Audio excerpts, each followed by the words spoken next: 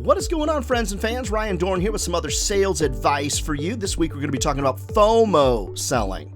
FOMO, fear of missing out. Why don't more people do this? I don't quite know. Let me give you a little bit of an example to all the folks that watch me that are in the media sales business.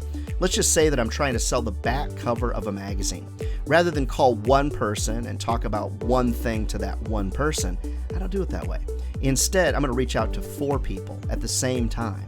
And I'm going to say, hey, I think y'all would be great for this. It's a first come, first serve kind of situation. Our back cover is very rarely open. It is today a first come, first serve kind of scenario.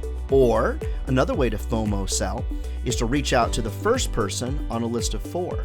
Mention the fact that you're going to contact the other 3 if they don't respond, if they don't take you up on that offer. Now, some people say, oh, it's high pressure. No. My sales techniques are low pressure, high finesse selling. Ooh, that could be a title for a book. Low pressure, high finesse selling. Register trademark Ryan Dohrn if you steal it out there. I'm going to go get the .com name right now.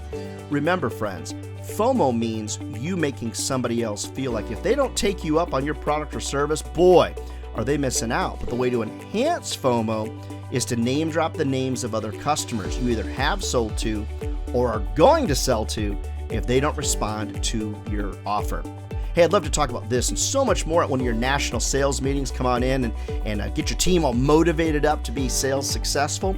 Reach out to me over at ryandohrn.com, Dohrn. And just never forget, if sales was easy, everybody would be doing it. But they're not. We're the chosen few out there that have chosen a career that's going to feed our families vibrantly for a lifetime. All right, friends, we'll see you next week.